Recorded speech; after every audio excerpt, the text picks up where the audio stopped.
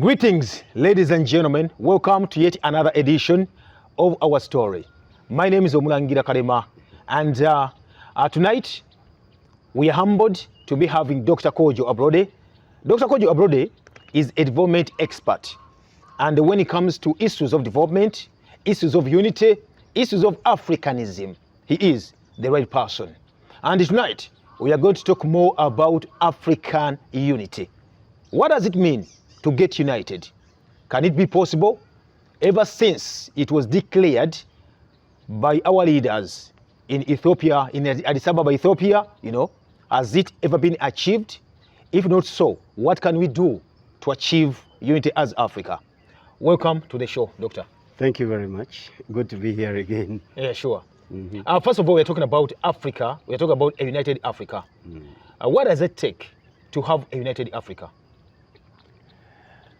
First, let's try to understand what Africa is. Africa is a continent, just like Europe, just like Asia. It's just one of the continents. And it has people who come from this continent, who are Africans. Africans, yes. So I think this conversation is going to be about the continent and its people. Continent, yeah, sure. Because that is Africa anyway. Exactly. Okay. When we are talking about Africa, we should look at the continent and its people. Last time you were here, you talked about Africa not being united. Then it's high time to tell us what we need to get a united Africa. The floor is yours, Doctor. Yeah, thank you. You see, Africa is one. And it has always been one before colonization. Okay? Yeah. But after colonization, from the time of colonization through to the post-colonial era in which we find ourselves today, there has been a lot of confusion. Confusion? Yeah. As far as the issues of the continent are concerned. The continent, remember, was the scramble for Africa in the Berlin Conference divided this continent among European nations. 1884. In 1884 at the Berlin Conference. Yeah. When that happened, it started a new trend, a new trajectory for the whole of the continent and its people. And the effects of colonization have brought divisions among us as African people. So at first we were united. At first there was just one boundary. Okay. Yeah, there were no colonial boundaries. My tribe, you find us in Eastern Ghana, in Togo, in Benin, and in Western Nigeria. Okay. Okay. And we were one. But today we find ourselves in 4 countries. Yes, yes. You do think that has very serious implications for our development? It does, as a people. How does it affect development? You see, because of colonization, I'll give you one example. It is only in Africa that you find those people, those things called countries, not having people coming from the same place speaking the same language. Part of my tribe speak English, those of us in Ghana and in Nigeria. But those in Benin and Togo, French colonies, speak French.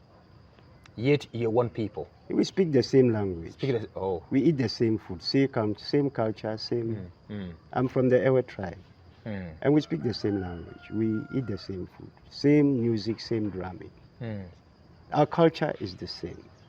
But colonization put us into 4 different colonies. Colonies, yeah, yeah. I get it. And I think we should even stop referring to what we have as countries, because they are colonies. The colonial arrangements are still there. They have not changed.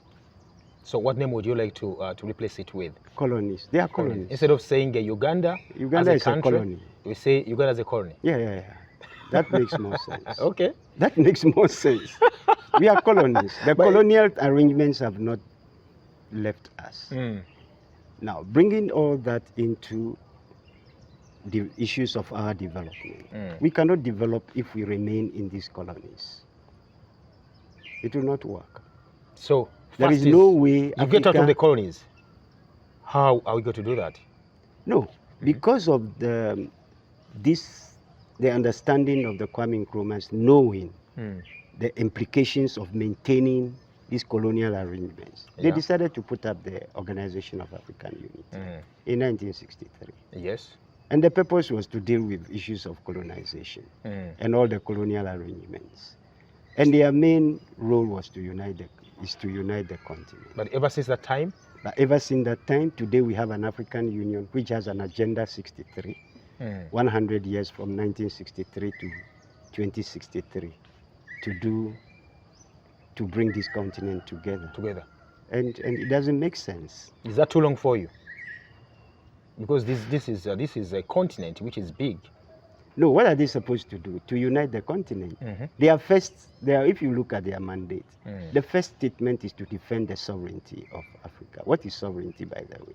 Control, you know. No, sovereignty So it's basically control. Started with the Westphalia peace agreement, the peace treaty, which ended a 30-year war in Europe. You know, and there were two wars at the same time. One was on for 30 years, and the other one was for 10 years. And they came up and said, look here, there is need for different states to respect the integrity, the territorial integrity of other states. So one of the principles are non-interference. Okay. That no one or no organization should interfere in the internal affairs Of the other. But how much interference do we have in Africa today? Are you getting me? Yes. Mostly by outsiders. No, interference always comes from outside. Interference comes from outside. Why are we not realizing that authority to have control over our internal, state issues? Why? So what can we do first with, to bring that together, to be united? What is the first step? I think, after declaration, that is our agenda. Yeah, the thing is, the individual colonies cannot do anything. So we needed a central organization to drive the unity of Africa. And we had the Organization of African Unity. Yes. And even their name speaks to their mandate. Organize Africa into a united place. Bring everything in Africa into one space. It's now African Union now. No, there's nothing like African Union, my brother. There's nothing like African Union. The name was changed. From Organization of African Unity. Yes. Yeah, the organization should have ended for a union to be created. Have we created a union? Not yet. We haven't created a union. So what are we calling the African Union? The European Union was created and named the European Union. The Organization for Unity has not been done. How do you have a union? It doesn't make sense. And I think we got it wrong just to accept that we have an African Union, which is sitting at where the Organization of African Union, a unity, is supposed to be sitting. Addis Ababa. In Addis Ababa. Yeah. What are they doing? They're supposed to organize our unity. That has not been done. So that is now where we are right now. There are two things there. Where can we start from? They should do what they are supposed to do. What is that? To come up and say, yes, we have this roadmap. By this time, we are going to have one border. One border. By this time, we should have unified our economy and have one currency. One currency. We should have unified our army, our military, and have one military with a serious military-industrial complex. Because we should stop buying arms from anybody. Okay. You get the point? Yes. We should say by this time, they should give us an agenda.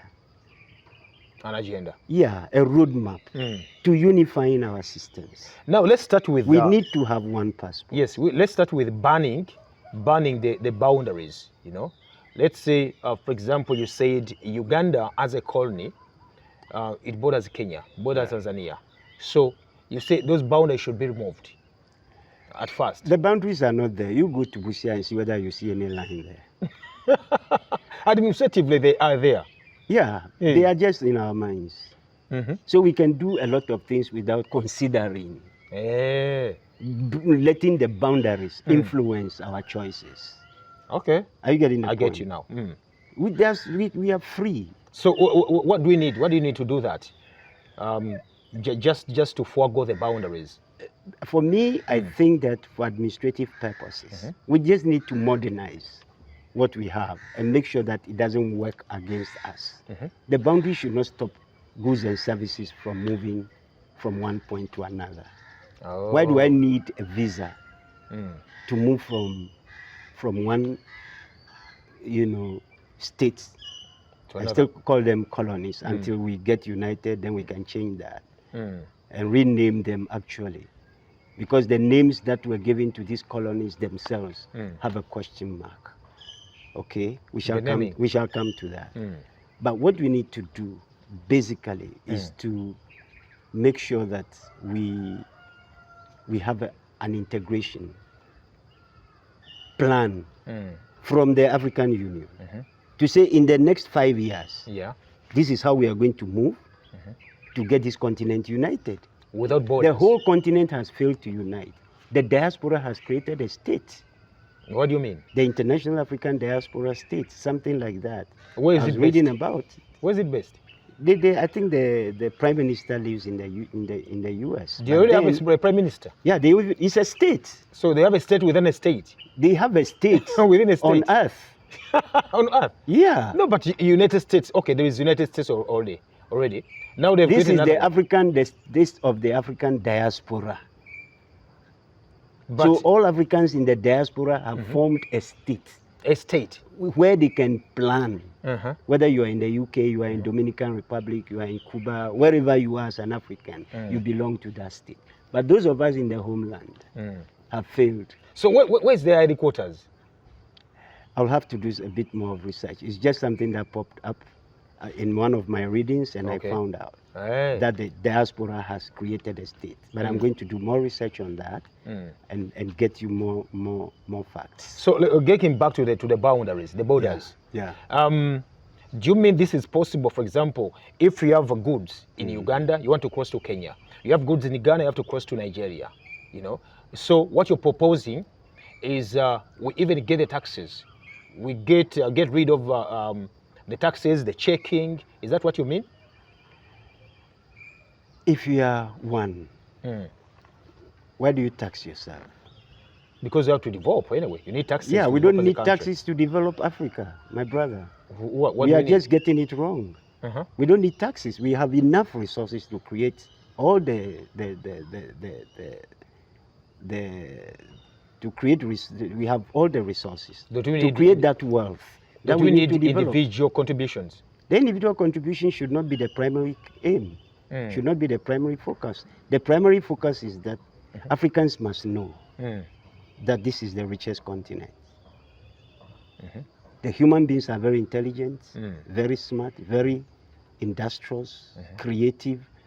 You don't buy toys for African children. You and I never got toys from the shops. Yeah. If we want to play with our friends, we create and actually produce what we need to play with. After that, we throw it away.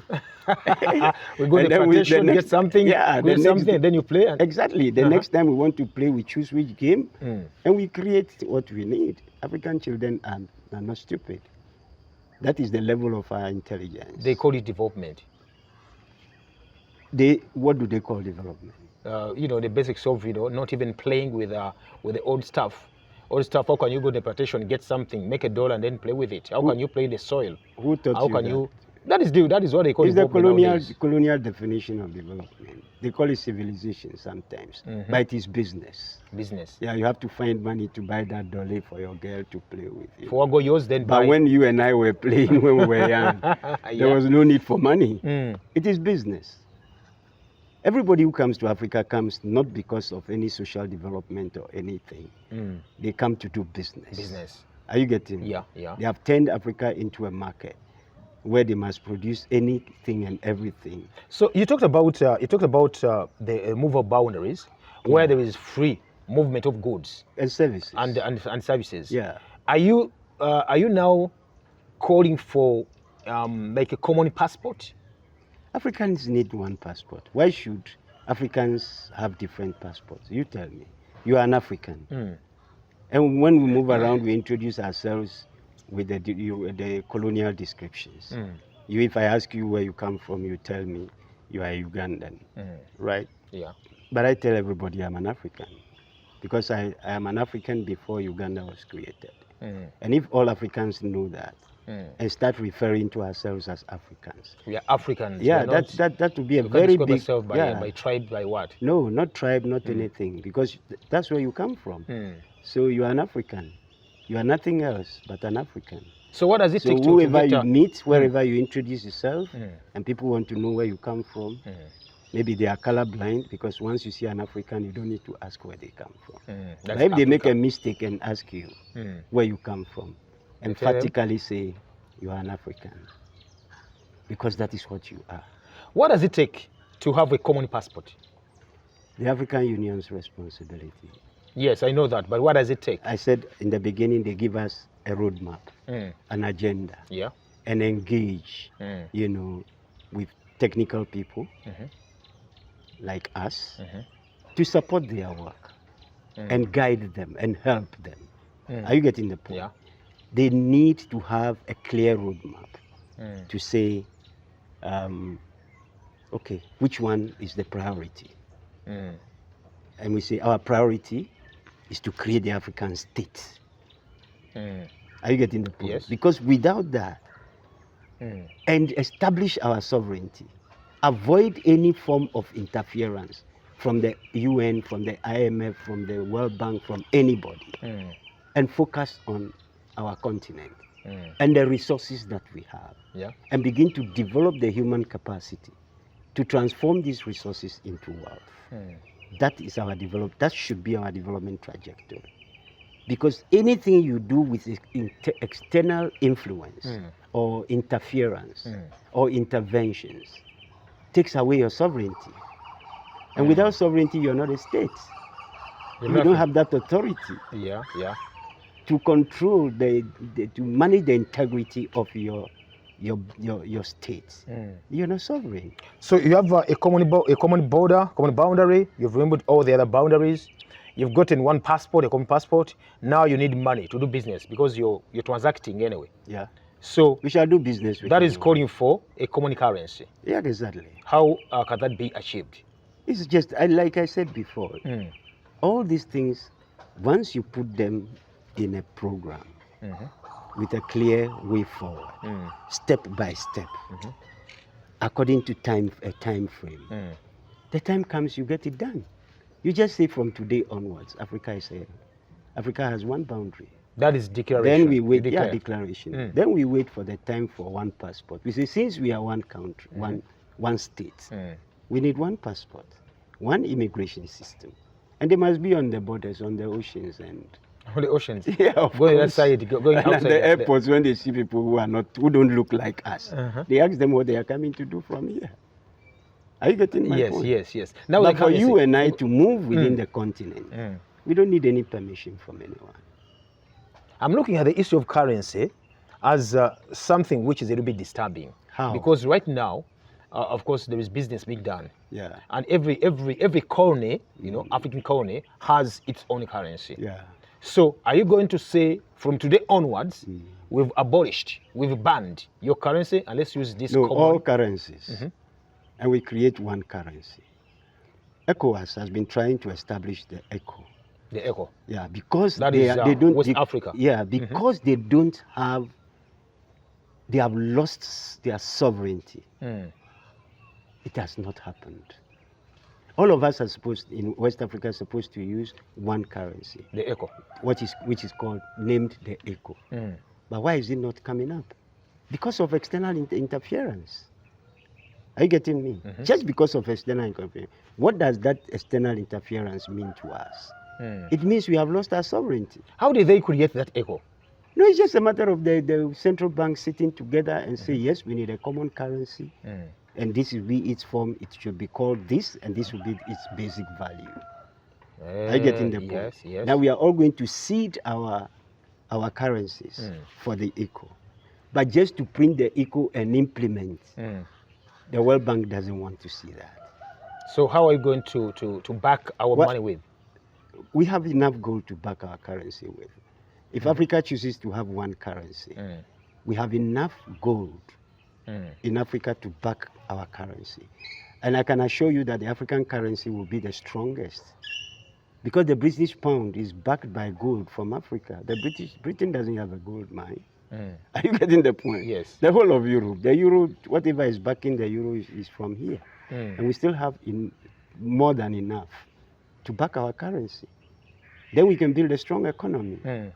Are you getting me? Yeah. Let's stop lamenting and begin to look at the realities of our situation. The East African community should borrow a reef from ECOWAS? No, we don't need to waste time on this. SADC? We don't need to waste time going through all those things. All the creation of Kwame Nkrumah and Co. did not propose the creation of ECOWAS, SADC. These are external, influenced choices. The likes of East African community, likes of SADC. Of course. Oh, how is that? How is that? No. What is wrong if instead of SADC and ECOWAS and East Africa, Kwame Nkrumah never talked about, in those days they never talked about ECOWAS, they never talked about East African community, they never talked about SADC. They wanted things the easy way. They just said African unity, and it is clear. They did not say first we unite as regions, then that is just complete waste of time. I think that was our disagreement actually that came up, during one of the conferences there. I agree with you. Dr. Kwame Nkrumah wanted the quick one. The whole continent get united. Exactly. Other leaders wanted to say, they say no, it has to be gradual. No, where are they getting that from? And which one makes more sense? We want to unite the continent. Now. And we can get up and unite it now. Why do we have to go through families unite, then villages unite, then... we were already united. We just have to move and unite this continent. European Union never first created, So who was behind that, the integrationist thing? Like East Africa forming its own community, SADC, ECOWAS. Who was behind that? Do you know that recently Israel wanted to sit in the African Union meetings? Israel? Yeah, and they were chased. And do what there? Yeah, you get the point. Now you have UN sitting in African Union meetings, you have European Union sitting. They are the funders. There. No, why do you need funds from these people? People who have survived on you, who developed their homelands because of your resources. Why should they sit in your meetings? They miss education. No, why should they? What is the reason? Do you also sit in their meetings? We don't sit in their meetings. I heard they are now inviting us as observers. Not to observe Africa. What are discussing? Let us finish with our homework, establish our status. Then we will choose whether to go and observe or just continue doing our own things. Why are we so interested in outsiders and not interested in ourselves? Now, after the currency, I do believe that for a country or for countries or colonies to get together, they have to be with a common army. Yeah. A common army. Yeah. You talked about that. Yeah. One army. Yeah. I'm looking at an African army. Yeah. Is that possible, really? Yeah, everything is possible. How? If Europe and America combine to form NATO, why should we say that it is not possible? So Africa should have... we need one army, not to should have. We need to unify our military. We need to unify all our systems. What does it take? We were here when Gaddafi was attacked, isn't it? Yeah. If we had a unified army, you think NATO could have done what they did? You think it would just be a walkover? Would have targeted them, would have gone back. Fighting is fighting. You get the point. Fighting is not one-sided. If you attack me, I must defend myself. But what do we have to defend ourselves? We are not even united. So they can go to any enclave. Now there's the Boers living in the Orange State in South Africa agitating that they should give them a state. Is it their land? They want to have their own country. Is it their homeland? The Worker Alliance is no. The question is it their land? Now they're part of the government. They formed in fact, they formed what you call the We have allowed them to live in our homeland. and we are not chasing them. Why are you asking for that authority to own and control our land and establish your government? So they want a state within a state. Yeah, no, a state which will be there but not part of South Africa. Not part of South Africa? No, then NATO... Yet it's in South Africa? Yeah, no, then the South Africa has a new boundary. You know. So that is how low our sovereignty has gone. Are you getting me? That anybody can walk in and choose what to do. But that must stop. We need serious leaders. Can we have a common army in situations like this where we cannot even sit down and agree as what you call colonies of Africa? The purpose of the colony is not about the African people. When they were creating those boundaries, they were about resources. Are you getting me? Yes. And in Europe's agenda, they knew very well that these colonies would never work. They can never administer each other. Are you getting the point? Yeah. They knew that it is an instrument that will keep the African people very weak, so they can continue to have domination, you know, over our resources. Everything is about our resources, brother. We have everything resources. is about our resources. We are rich. That's the reason why we are suffering. We are not suffering. We are just not thinking enough. That is what I'm calling suffering. Are not. No, we are not. I don't think we are suffering. We are victims. Okay, I would say we are victims of our own choice not to care about what other people are doing to us. We don't give a damn. We are just there, and it has turned against us. Are you getting me? Yeah, when Burkina Faso told the French to leave their country, are they still there? No. Yeah. So is the French influence still there? By the way, when you talk about Burkina Faso. No, is the French influence still there? No. No. When the ambassador said he would not go. But are we safe in that regard, by the way? Safe from what? Wait. Safe from what? From the foreign intervention. But the interventions are the interventions are ongoing. It's always there.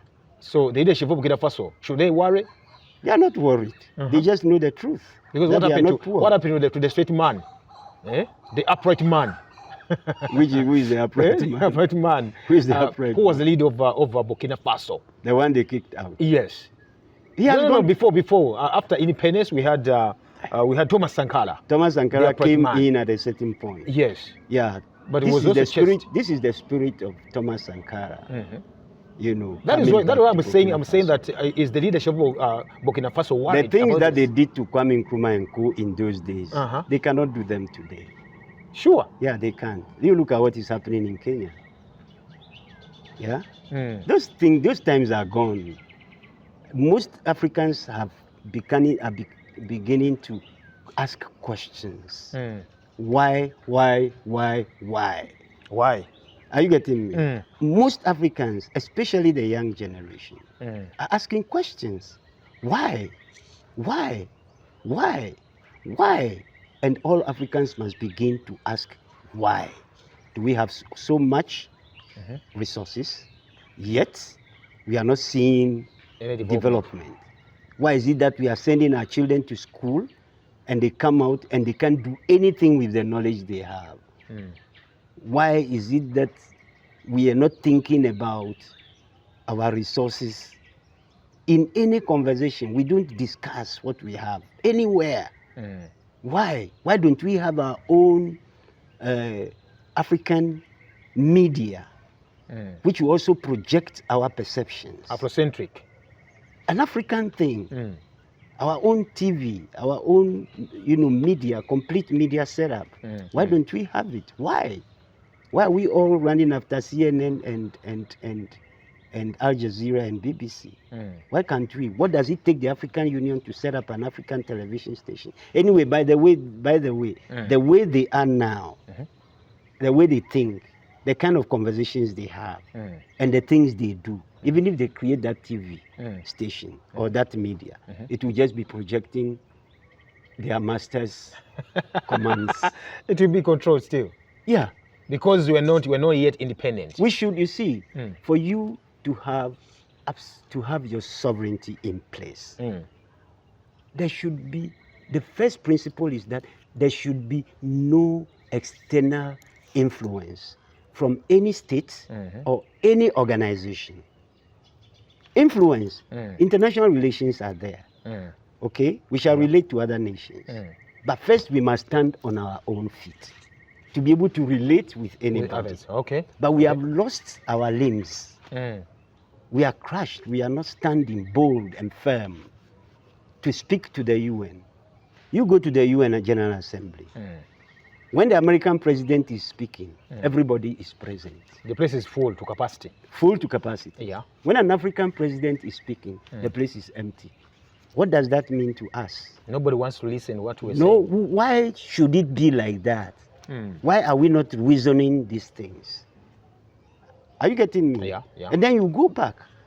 You have 54 African presidents, right? And one president will invite all of them to come and sit before him. And they are both presidents.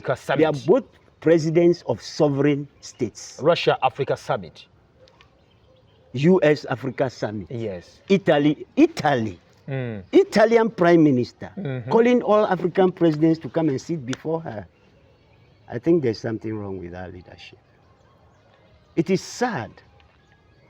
To have You see, United Africa. let me give you one other thing. Go to any country or any state on earth where Africans must have representation, African missions. In Switzerland, there are 54. In London, there are 54. Embassies and consulates and high commissions. Yeah. You go to Finland, the same. Every small space. Do you know, we have 54 representatives. If you multiply all of that by the number of countries where we have foreign missions, you see how many hundreds of thousands of staff, and check the budget. Yeah, Why can't the African Union, because we don't have a union, so we can't send a representative. But Africa should only have one mission in the US. In the US. One in Europe. Okay? Yeah. One mission. And we don't spend money. We don't waste money. But because we have a very weak continental institution, which I think is weak because they have refused to think for themselves. They have refused to be African-centric. They wake up in the morning, they think about the continent. When they meet in their meetings, they discuss the continent. When they are taking actions and planning, they plan for the continent. They are not doing that. They prefer to have Israel as an observer in African Union meetings. Yes. Then you have the UN. Then you have European Union. Do you also sit in their meetings? If you don't, why should they sit in yours? Are you getting my point? Yes, yes, yes. As if, for me, and all these things are factors that determine our development. Are you getting me? Yeah. Those theories of development propounded by Adam Smith and co in the 1700s are no more relevant. For Africa to develop, we need one leader. One leader. Yeah. Who could that be? No, we just have to agree first, because we have not yet even agreed. So we can't start looking for who. People must present themselves and tell us how they will lead us. And then we can choose them. There should be a whole system designed for selecting that one person. Today we have the African Commission, High Commission chairperson. How did he get there? Maybe it was by application and interview and then said, today you are the African. No, but it must, the what they call popular sovereignty must come from the consensus of the citizens. Are you getting the point? Yeah. Because you are not going to lead goats. You are going to lead human beings. Yeah. And you need their consent. Are you getting the point? So we can design our own structure. If you're talking about You United see, the African Africa, Union is supposed to basically design structures to move us from where we are to where we want they to go. are supposed to take us Their first mandate, the opening statement of their mandate, is to protect the sovereignty of Africa. What it means is that there should be no interference in the issues of this continent, or how we lead ourselves and what we do with our resources. The kind of educational system we must have should not be determined by anyone. The kind of health system, whether we want to build on what was there before colonization, which is herbal medicine. My grandmother gave birth to 10 children without cesarean. How did they do it? Why don't we research that? Is it documented anywhere? We were not documenting things. We were going by oral tradition. Oral tradition. Your great-grandfather tells your grandfather tells your father tells you. But now that we can document, it is good for us to start documenting them. Okay. That's a core. I was just telling my friend I came with that this tree you see there, in my place where I come from, the back of that tree, if you take it off and boil it in palm nuts, fresh palm nuts, and pound it, sieve it, and use the sap to prepare soup. That is what they prepare for women who have just given birth in where I come from. Sure. And this tree you see there, and it cleans the whole system. I get it? Yeah, yes. I had an injection and I had an abscess. My auntie came and said, look here, why are you suffering? Ask my brothers, why are you letting the boy suffer like that? She took me, we went and got the roots of a plant, just smashed it and put it on the abscess. And she said, you put something tight on it, put a plastic thing, and wear something tight. And I put on my swimming pants, which was tied to hold it. Now what happened? In 48 hours, the pain and the swelling disappeared. When I went back to my doctor to check, he was like, what did you do? And when he got an abscess, he started looking for me.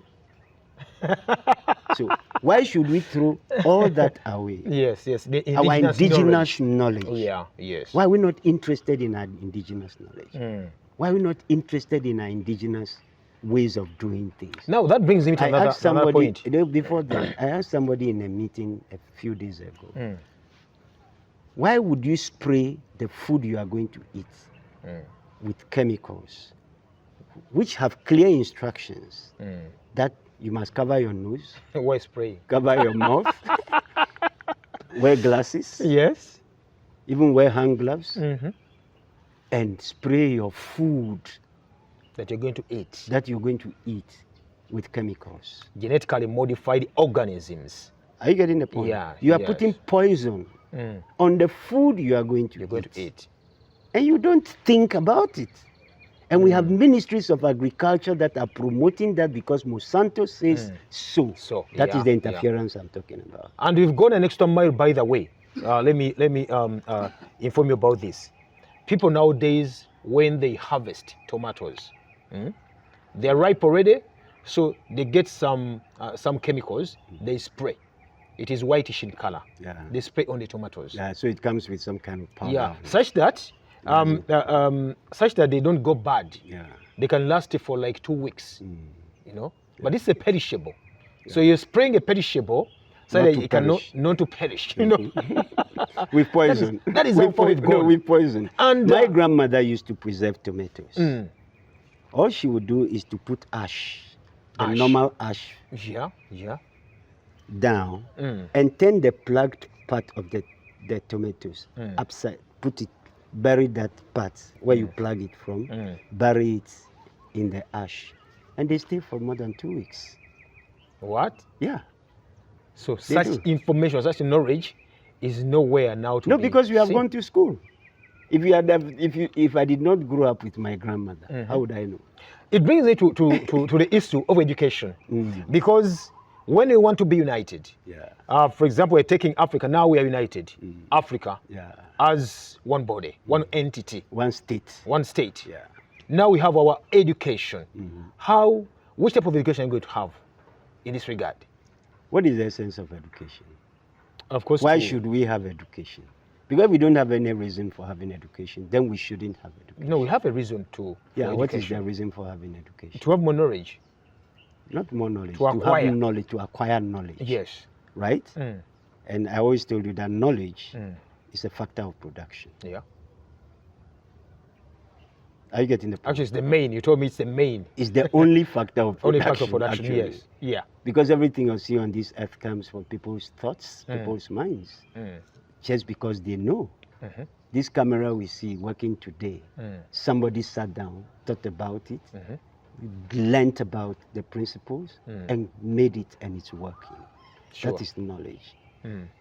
But then, if we have a united Africa, number one, and we have an education system, our educational system should focus on dealing with our needs. Our needs. And aspirations.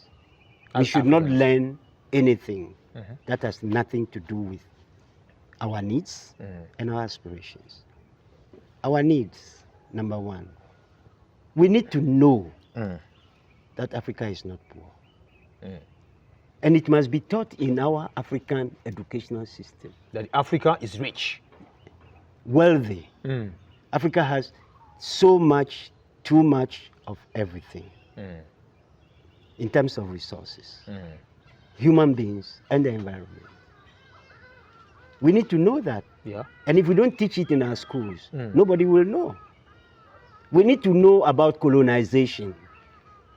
If there is any history that must be taught in Africa, in African education system, it should be on colonization. It should be on slavery. Are you getting the point? Yeah. It should be our history. Not the King of England or any of that rubbish. Yes. Are we together? And I keep saying, and I've said it in a number of places, that the African educational system should be built on our traditional knowledge, acquisition systems. I hope you will agree with me. Then we can modernize it by formalizing it. Okay? First, it was totally non-formal. Completely. Totally non-formal. Yeah. But right now, When you're growing up, they look at you, they say, the way you like playing. Your parents say, we can see that you are interested, you have this you have a talent in this interest, and these abilities. 3 things only in human development. But in our schools, they don't consider them. What is in the that? current schools, What are talents, interests, and abilities. Okay. Those are the only 3 things you use if you want to develop anybody, because they are natural. Okay? Yeah. Now, today nobody considers that. Now, when your parents look at you growing up in a typical African environment, family, they say, you the way you like doing this and that and that. Go to that auntie of yours. When you are maybe 7 years, 8 years, go to 10 years, go to that auntie of yours who is a baker and learn how to I learn how to bake. bake. Oh. And you shift to your auntie's place completely. And she's not only going to teach you baking, she also trains you to become a responsible person in the community as you grow up. They say, you boy, go to that one who is a blacksmith. If your father is a farmer, those of you who love farming, you stay with him and become farmers. That is why we don't have youth unemployment in the typical African environments with our education system. Now, that kind of training is called apprenticeship, and that is our model. Are you getting the point? Yeah, yes. In an apprenticeship, it is 100% practical. Practicals. Wow. It comes first before any other explanations, theories, principles. This business of spending 23 years in school. Exactly. The formal setting. Exactly. And then you're out, you have nothing to do. Exactly. You go look for a job, they ask for experience. And unfortunately, nobody is talking about it. Parents are still pushing their children, they are going through. The vice chancellors are quiet. The governments are quiet. Everybody is quiet, as if it's not an issue.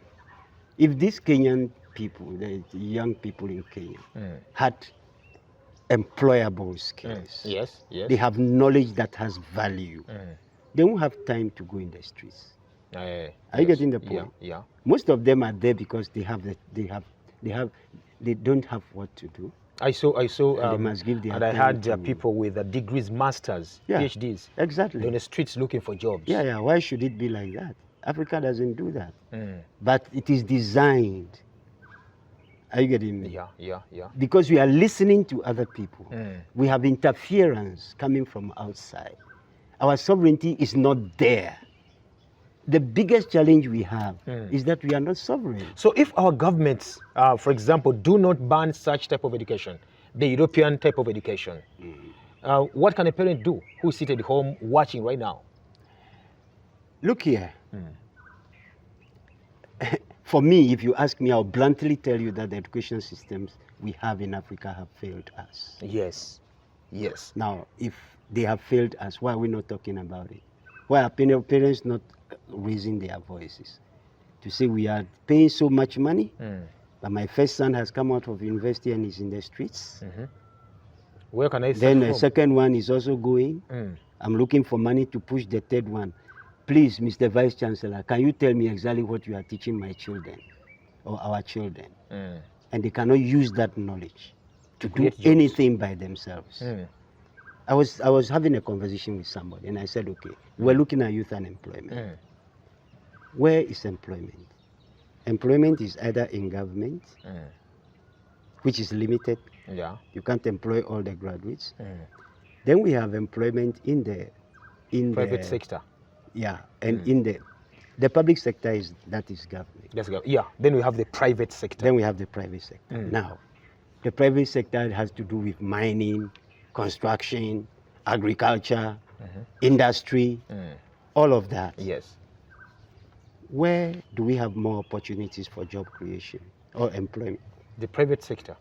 Why is entrepreneurship, ICT, agriculture, and commerce optional at the O level, ordinary level in the Ugandan education system?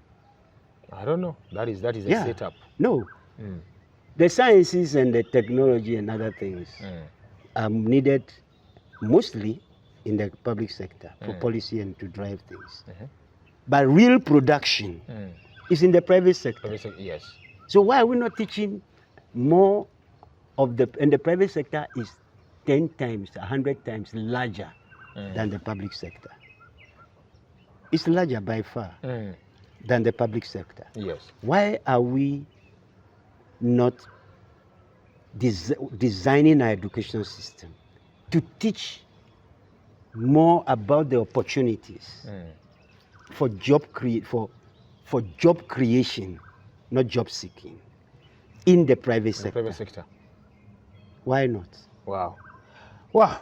It looks as if you've said it all as per now. As we're concluding the show, what is your take? What is your word to the youths who are there right now? I know they've gone to school already, they've graduated. Yeah. There's no job. You Yeah. know, what can they do? What can they do? But we were going to school to acquire knowledge, to come and look for a job. Yeah. That's a wrong start point. Whoever designed the education system, that people must go to school. And when they come out, they must go and look for. The person who created that job that you are going to seek, maybe doesn't have the degree you have. Yes. So you and him, that person, who is better placed? Of course, To the create person jobs. who has a job already, who created a job. No, you go through the whole continent, even the whole earth on earth. Go even to the world. The world is on the other side.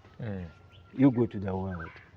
Most of the people who have created jobs are not very well educated.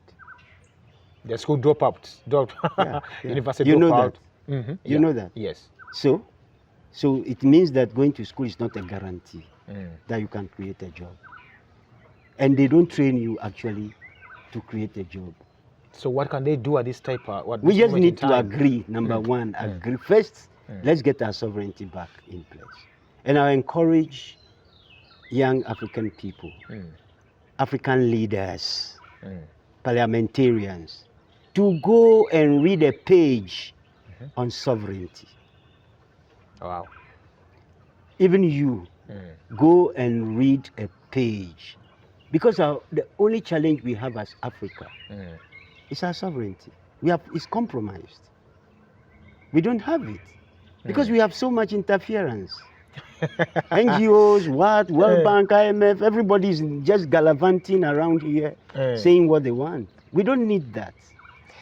Every African, every person who is watching this program today or tonight, go read a page on sovereignty. Thank you very much, Doctor. You're welcome. And thank you very much for being with us. And please, as we normally tell you or ask you or beg you, that please do comment, do share the information with a brother or a sister, because you never know whom you're helping. See you when you see us.